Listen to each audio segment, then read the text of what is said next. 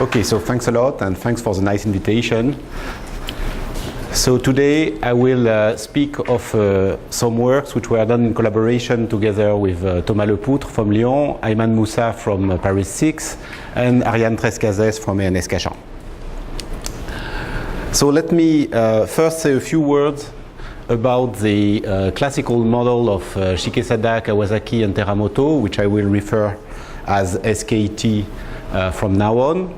And so this is a model of cross-diffusion for systems in which you have basically two species.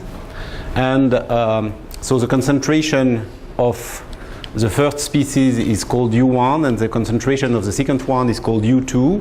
And you can imagine, for example, that this is the number density of animals, of some species of animals which at time t are living at point x. And U2 is the same for a second species of animals. And those two species are in competition. So because they are in competition, you have an equation with the right-hand side, which is of reaction type. And R1 and R2 are basically the growth rate of U1 and U2 if there were no competition. And because of the competition, you have logistic type terms which appear here, and S11, S12, S21, and S22 are related to the strength of the competition between the individuals of the various species. So those will be numbers which are either strictly positive or non-negative, and they are called intraspecific and interspecific competition. Okay, intraspecific is for those two ones, and interspecific is for those two ones. Okay. But the main feature of the model is this, this part here, which is inside the Laplacian. And as you can see, you have here a variety of terms. The first ones, that is the one with D1 and D2, are classical diffusions, and they represent the natural movement of the individuals in space. But there are also extra terms, which are given here by the this matrix of the Aij, and basically you have two different kind of terms. So the most classical ones are those two terms here, which represent let's say standard nonlinear diffusions that you can recover in many instances, also in fluid mechanics, like in porous media or in fast diffusion, and they represent in some sense the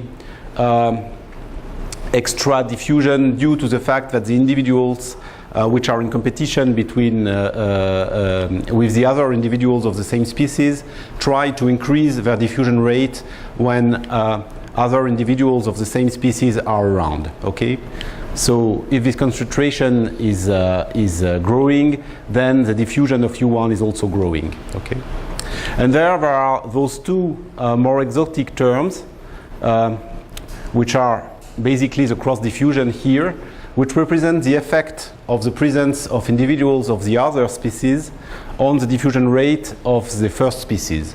So if the concentration of the individuals of the second species is growing, also the diffusion of the first species is growing. And so those two terms, the one with A12 and the one with A21, they are called the cross-diffusion terms related to this model. And actually you can also find terms of this type in some fluid mechanics models, but those models are maybe less well known as the porous media. And for example, in the Maxwell-Stefan equations you can find that also. Okay, so we have here features which are really typical of population dynamics, but you can also find them in some models for fluid mechanics. Okay, so as you can see, all in all, this model is made in such a way that it corresponds, let's say, to individuals which are intelligent enough to understand that when they are in competition with other individuals, they should move away somehow. But in some sense, they do not really choose to go in the opposite direction. They really go anywhere. And it is the effect of diffusion which in some sense should produce patterns in which you have individuals of one species in part of the domain and individuals of the other species in another part of the domain. So actually, this is really what you can see when you draw the bifurcation diagram related to this equation. So here I have taken one of the parameters of the equation, and this is very close to the diagrams which were presented by Professor A yesterday. So, so this one was drawn in a paper by Ida, Isuhara, Mimura, and Ninomiya. And this comes out of numerical simulations which were performed with a software for bifurcation theory. And so as you can see, if let's say if the cross-diffusion is small enough, so here actually you have one of the parameters of the cross-diffusion. So let's say a parameter like A12 in the previous slide. And so if it's small enough, then you have only the trivial solution as a steady state. That is something in which U1 and U2 are not a function of x. Okay, and then if the cross-diffusion becomes big enough, there is a destabilization of the steady state here, and actually a certain number of extra steady states begin to appear, and some of them are stable for the PDE, some are unstable. And if the cross-diffusion becomes big enough, then a large number of such states can exist. So here I've drawn a line here just to show to you that for this value of the parameter, you have at least 11 different steady states for the model. Okay, so all of them corresponds to situations in which you have basically U1 in one part of the domain and U2 in another part. So there is sort of segregation of the two species due to the cross-diffusion and the competition. Okay, so this is really for that the model was introduced. So in the rest of the talk, actually I will concentrate on the case in which the individuals are in a bounded domain omega, and I will add Neumann boundary conditions in order to reproduce the idea that the individuals cannot leave the domain. And I will add initial data, and I will use the following assumptions. That is, the standard diffusion is always strictly positive. The self-diffusion can be equal to 0 or be strictly positive, and the two cross-diffusions will always be strictly positive. So I want to say a few words about this assumption, because actually there are basically two cases which are quite different when you look at this equation. If you suppose that both A12 and A21 are equal to 0, then you come back to the standard theory of nonlinear diffusion. If you suppose that one of them is equal to 0, so let's say for example this one, then the system is sometimes called triangular, and then it means that you have a coupling between the two only through the competition, and it is much easier to find a good mathematical structure for the system. So actually in this talk I will really concentrate most of the time on the case in which both A12 and A21 are strictly positive, and sometimes we call that the non-triangular case, which means that you have a full coupling between the two equations, one coupling in the competition term, but also one coupling in the cross-diffusion term. Okay?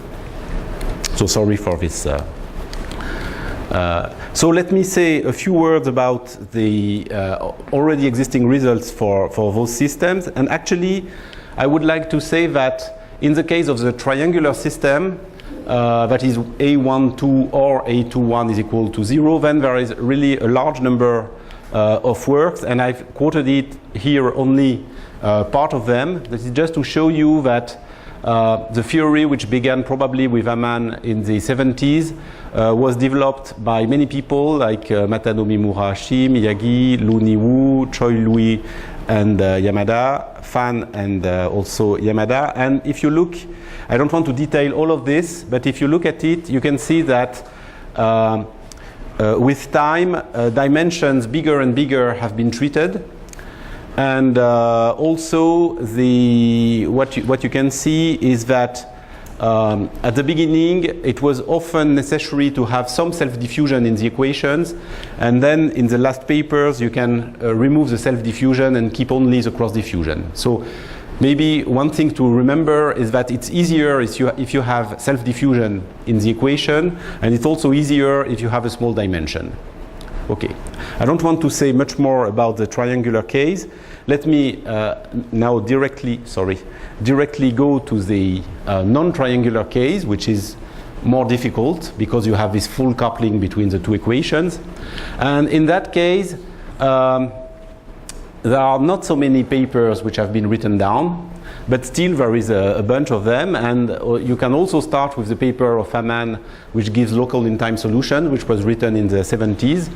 And then if you look at those references here, what you can see is also that here, basically, it's easier if the dimension is small, and also if the self-diffusion is large enough, then it is easier to obtain results. And in fact, you can even see that there is some kind of balance between the cross-diffusion and the self-diffusion. And basically, what you can say is that if the self-diffusion in some sense dominates the cross-diffusion, then it is easier to get results. So let me say that there is first this work by Turing, in which you have a small cross-diffusion.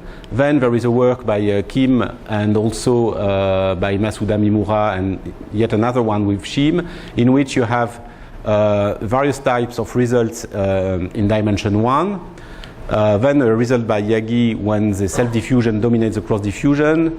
Then one by Li and Cao, in which you suppose that the standard diffusion is equal for the two equations. And I would like to say a few more words about those two last works.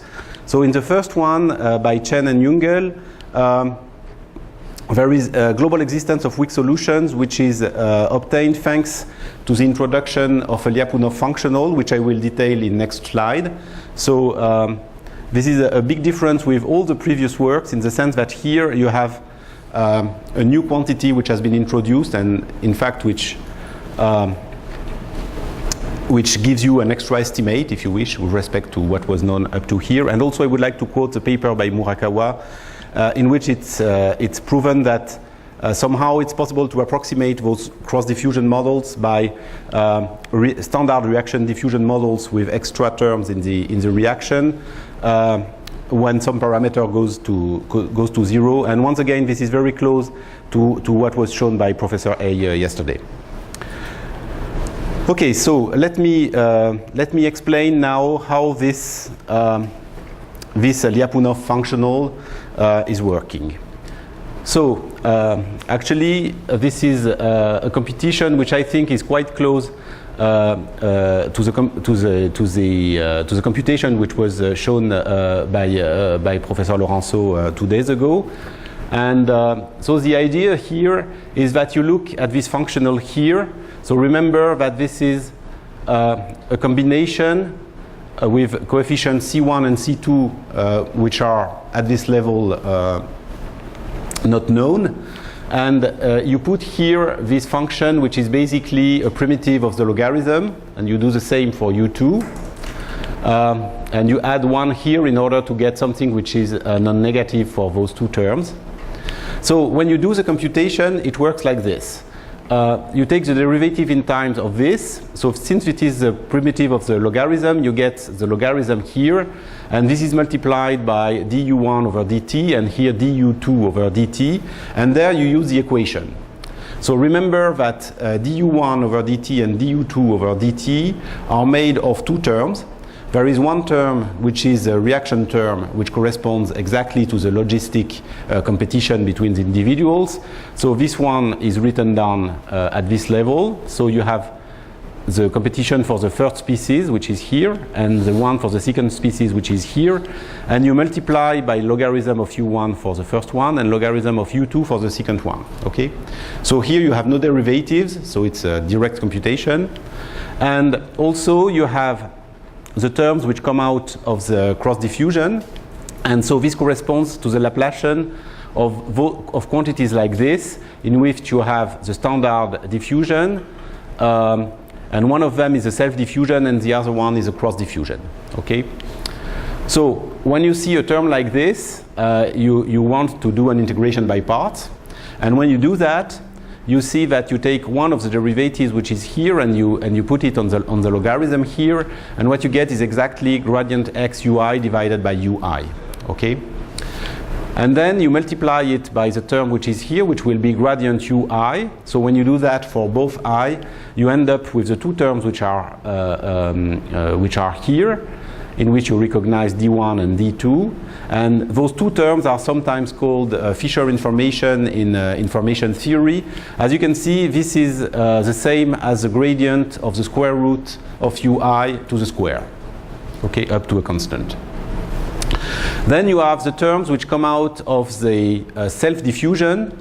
So those ones which give you terms which are actually more standard, that is, you get exactly the h1 norm to the square in the x variable for the two quantities u1 and u2, and in front you have those terms which may be equal to 0 because you want to conserve the possibility that the self-diffusions are not present. Okay? So those ones in some sense cannot really be used if you want to have a theorem in which you can have a11 equal to 0 or a22 equal to 0.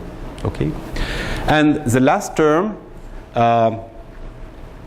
will be the most complicated one. It's a term which comes out of the cross-diffusion. That is the effect of logarithm of u1 on u2. So for this one, you have to do the computation. It's not very difficult. You have to write down the derivatives. And in fact, you can show that you end up with this quantity here. And this quantity is quite complicated, and it's certainly the reason why this computation was not done beforehand. So this was first obtained by Chen and Li, I think, in 2004 or maybe 2006, so maybe more or less 10 years ago. And so you can see that you have terms which are of the form gradient ui divided by ui, and all of this, so this is to the square, and all of this is multiplied by u1, u2. And so you have the term here for u1, you have the same for u2, and you have a sort of cross product between the two. And in front of all of this, you have a certain number of coefficients. Remember that C1 and C2 have not yet been chosen at this level. And if you compute the discriminant of this quadratic form here, you can see that this is exactly equal to this quantity here. So this is the square of something which involves C1, C2, and the cross-diffusion terms. So if you have followed this computation, you see that at the end you obtain terms here which are non-positive on this line. So that's very good because it goes in the right direction if you think of it in terms of Lyapunov functionals. Then you have terms here which are maybe not non-positive, but actually what happens is that you have a term here which is almost non-positive in the sense that it is non-positive as soon as ui is bigger than 1. So this one will always help you except if ui is very small. And you have a certain number of terms here which do not have the good sign, but they are not growing too fast. It's like u1 log u1 and u2 log u2. Okay, so those ones you can hope to bound them somehow. And then you have this last term which will have the good sign only if you suppose that this quantity is negative. So this quantity can be negative only if it is equal to 0, and in that case you have to suppose that C1 and C2 are related by basically C1 equal to A21 and C2 equal to A12. Okay, so now let me summarize this in this slide. Now you really suppose that you have those values for C1 and C2, so you take A21 and A12, and you end up with those terms which are non-positive up to this one. You have those terms which are almost non-positive. You have this term which hopefully can be bounded, and you end up with this choice of C1 and C2, you end up with this quantity here, which is also non-positive and in which you can recognize the product of the two cross-diffusion terms, two cross-diffusion coefficients. So if now you integrate this with respect to time between, let's say, time 0 and time capital T, you end up with the following set of a priori estimates. Remember that J is made of something which looks like U1 log U1 plus U2 log U2. So you will get that you have an L infinity bound in time of this quantity here. So you have L infinity with value in L log L as an a priori estimate. You will get this quantity which will be bounded. This is the integral in time of the Fisher information in X. This comes out of those two terms. You will get this quantity will be bounded. This is the H1 norm of U1 and U2 in X, L2 in time. But this one is helpful only if the self-diffusion coefficients are not 0. Okay? So you don't really want to use this one if you want to have the possibility that this or this is equal to 0. And finally, you have that this quantity here is bounded. So this one is actually coming from those two terms here. So all in all, what you get is the following. You have L infinity with value in L log L. You have L2 with value, you have L2 log L in both T and X. And you have L2 in T with value in H1 in X for the square root of the concentrations. Okay? So all of this is a consequence of this computation performed first by Chen and Jungle. So actually, it's, those a priori estimates are enough to prove existence of weak solutions for the problem. Indeed, thanks to the estimate on the Fisher information for U1 and U2, basically what you get is compactness in the X variable. And if you add the Aubin-Lyons lemma and the equations, you will also get compactness in the T variable. And thanks to this, basically you will get that any sequence of solutions of the system is converging almost everywhere. That is, you have the weak stability of the system. And then, if you look at the estimate on the L2 log L norm or quantity, let's say, for the two concentrations, what you can see is that thanks to this, you can avoid concentrations for terms which are quadratic. And then this will allow you to pass to the limit in the right-hand side of the equation in which you have quadratic terms, and also inside the Laplacian in which you also have quadratic terms. So thanks to this, if you have now a good approximation procedure for the system, you will be able to pass to the limit in the approximated system and get at the end a weak solution of the original SKT model. So this is really, let's say, the sketch of the proof of existence of global solutions, of global weak solutions for the original SKT system. Okay, so what I would like to present to you now is a sort of general method for obtaining that kind of results for systems which are not exactly equal to the SKT system, but which can be deduced from the SKT system by, let's say, simple transformations. So let's look, for example, at this natural generalization of the SKT model. Suppose now that instead of putting a logistic competition, you put a competition with coefficients here, with powers here, which are more or less whatever. Okay? And suppose that you also have here things which are not linear in U1 and U2, but that you have, let's say, arbitrary powers for U1 and U2. So this is a natural generalization of the SKT model. So a reasonable question is to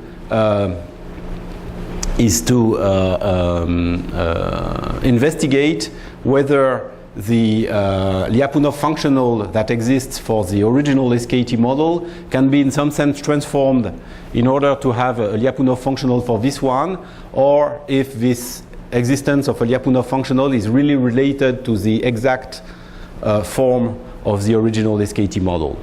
So actually, we were able to prove a few years ago, together with Thomas Lepoutre and Ayman Moussa, that it's more or less possible to follow the lines of the proof of Chen and Jungle in this case. So you have to suppose a certain number of things on the coefficients. So let's say here we still suppose that we have strictly positive standard diffusion. We still suppose that we have a non-negative self-diffusion, but it can be equal to 0. And we have strictly positive cross-diffusion. So this is really the non-triangular case.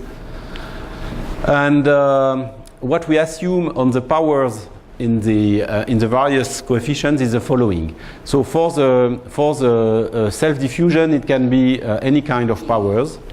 For the cross-diffusion, we assume that the powers are between 0 and 1. Remember that the original SKT model is exactly for those two powers equal to 1.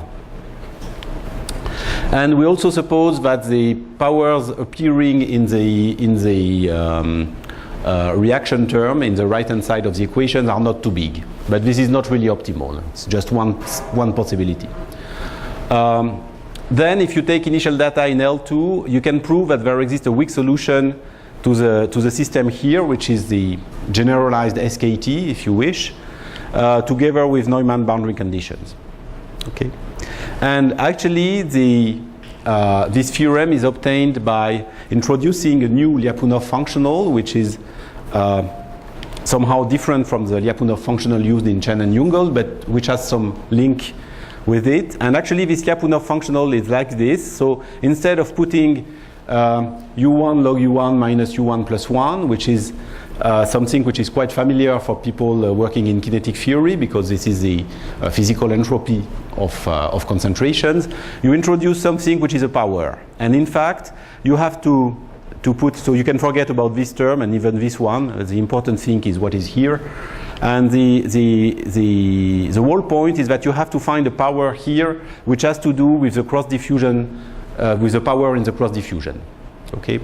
So remember that in the case of the original SKT, this is equal to 1, and then you have to replace this by uj log uj. So somehow you have a limiting, the original case is sort of limiting case of this situation in which a power has to be replaced by a logarithm.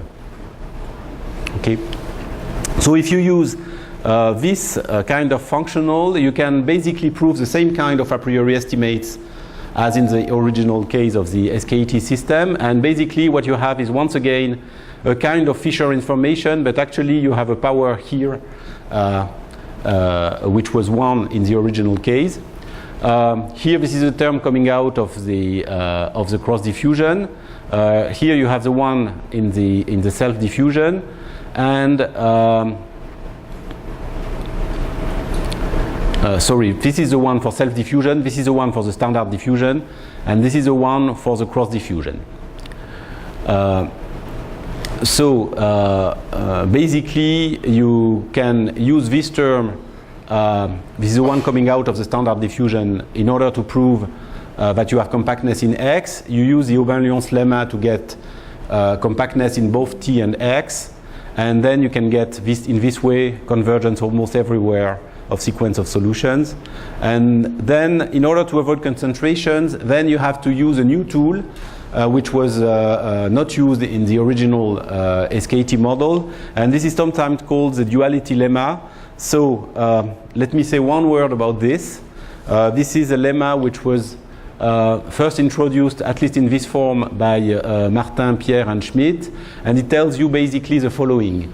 If you look at a parabolic inequality like this, with a coefficient which is inside the Laplacian, and you suppose that this quantity here, which is called A, is a function of T and X, and you suppose that it is both bounded above and below, so below by something which is strictly positive, and above. then it's possible to show, supposing that you have the Neumann boundary condition, that you have actually an L2 bound for the quantity. So remember that here you have a parabolic inequality with a term which is inside the Laplacian and for which you do not suppose anything about the regularity. You just suppose that it is bounded. So you would expect maybe that actually you cannot get anything out of this, because basically if you try to get the A outside of the Laplacian, you take derivatives of A and you will get something which is in, let's say, h-1 or h-2. But still, in fact, you can recover an L2 estimate out of this thanks to a duality procedure that I don't want to explain too much here. But so basically what you have to remember is that as soon as you have a situation like this, you have immediately an L2 bound on the quantity. So remember that in the case of the equations that we are looking at, both U1 and U2 are satisfying an inequality which looks like this. So you have almost immediately an L2 bound for those two quantities. Okay? And so this is enough to pass to the limit in the right-hand side of the equations as soon as you have something which is less than quadratic. Okay? Okay, so actually, since we found this new entropy for the generalized SKT equation, what we thought was that probably there is an entropy structure which is somehow hidden in the equations, and it's certainly useful to extract it from in a more abstract way, in such a way that at the end you can sort of compute the entropy whatever the system you look at. Okay. So in order to sort of get out of computations and really try to get the structure, we introduce this sort of a general abstract structure. So you suppose that you have a general equation. Here U is a vector, okay, and you have a function A which goes to R to the I to R to the I, and you have here a reaction term R, which also goes from Ri to Ri, but I will not use in the sequel R. So you can imagine first that R is equal to 0, and basically what will happen is that if you find a good structure with A, then hopefully R will not disturb too much the structure. Okay. So you look at the scalar product, the usual scalar product on Ri, and you just compute d over dt of phi of u, where phi is something that you have to discover somehow. Okay, so you take it arbitrary at the beginning, and the first thing is that so you take the derivative in times of this, so you will have gradient phi of u which appears, and then du over dt, and du over dt will be equal to Laplacian of A of u. So you can write it abstractly in this way, and then you do the integration by parts. Okay, so if you do it correctly and being careful with the various let's say components of the vectors, you can end up with a form like this, in which you have a sum from j going to 1 to the dimension of the space of the derivatives of u, which appear here 2 times in the scalar product. And actually, remember that this is a vector, and here you have a matrix which is acting on this vector, and this matrix is made of the Hessian matrix related to phi and the Jacobian of the A which is here. Okay, so you have the product of a Hessian matrix and of a Jacobian. And we say that phi is an entropy when actually this quantity will be non-positive, which corresponds exactly to asking that this matrix here has a symmetric part which is positive, which is non-negative, let's say. So we call entropy any function phi such that when you take the Hessian of phi and you multiply it by the Jacobian of A, you get something which has a symmetric part which is non-negative. Okay? And then basically the whole point is to find a phi such that this is satisfied if you have a system like this. And actually this is possible, so this is a proposition which was obtained together with Thomas Lepoutre, Ayman Moussa and Ariane Trescazes. So now if you suppose that A works like this, so if you suppose that A transform x1 in x1 times something which depends on x2, and the same for x2, and this is exactly the structure that you have in the SKT for the cross-diffusion. That is, you always have u1 and u2 which are multiplied by something which depends on the other variable. This is really the structure of the cross-diffusion that you have in equations coming out of population dynamics. Then, supposing that A1, A2 are increasing and that the determinant of the Jacobian of this is non-negative, you can find a Lyapunov functional, an entropy, which is defined as, let's say, it's just a sum of a function of x1 and x2, and actually those two functions have to be taken as a second primitive of the quantity here. So now if you look at the original case, you can see that this, u log u exactly corresponds to this. Because if you take the first derivative, you get logarithm. If you take the second derivative, you end up with basically 1 over z. Okay? And a prime in that case is a derivative of a linear function, so it's a constant. So this really corresponds to the entropy which was first discovered by Chen and Jungel. But this gives you the, let's say, a way of finding it in general.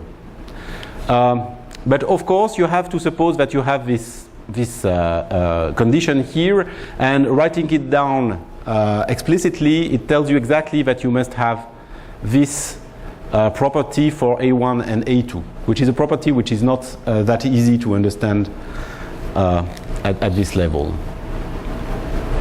So this is a proof, but I will not comment too much on it. It's not really difficult. You just have to compute the Hessian and the determinant and multiply the matrices and check that all terms are okay. So thanks to this new abstract structure, we are able to extend the theorem that we had on the generalized SKT. And basically, what we were able to show is that it's not necessary that both cross-diffusion powers are less than 1. And in fact, it's okay if you have one which is bigger than 1 and the other one which is less than 1, provided that the product is less than 1. And then we have existence as previously. Also, it's possible to treat a certain number of cases which are more complicated. So for example, if you have self-diffusion and cross-diffusion with some S which is strictly bigger than 1, then you are not able to apply the previous theorem because you have two cross-diffusion terms which are strictly bigger than 1. But the self-diffusion can help you if it is sufficient. And in fact, one can show that the optimal condition is given by this inequality here. Here you have the self-diffusion terms and here the cross-diffusion terms. So as you can see, this gives you a sort of quantitative result telling you that if self-diffusion dominates cross-diffusion, then you also have existence. And actually this is slightly better than the result of the same kind which was obtained also by Jungel. And let me finish with a last example in which you have a system of three equations. So this is really non-standard. It has there are extremely few papers in which you have systems of three equations. And so if you suppose, for example, here that you have cross-diffusion with respect to all the extra components of capital U, and they all have the same coefficient S here, then you have existence provided that S is small enough. So for example, here less than 1 over square root of 3. Let me say one word about the fact that actually there is the approximation procedure has also been improved in this paper, but I will not say too much about that. Let me finish by telling you that this domain is still extremely open in some sense. We have many questions that we would like to answer and we don't really know how to do it. So the first one is that, except for this last example that I showed you, almost nothing is known for systems in which you have strictly more than 2 equations. The case in which you have cross-diffusions which have a product which is strictly bigger than 1 is almost completely unknown. Only when the self-diffusion is sufficient we have a result, but in all other cases we really don't know what happens, and we suspect that maybe there are phenomena of blow-up in this situation. So our guess would be that it's not possible to get global weak solutions in this case. And finally, let me say that almost nothing is known for reaction terms in which you have more than quadratic coefficients. So instead of having let's say logistic type terms, if you add things which are like cubic in UI or something like that, we don't really know what happens, because basically we have no a priori estimate to treat those cases. So at least those 3 directions are almost empty in some sense. Okay, I think I will stop here.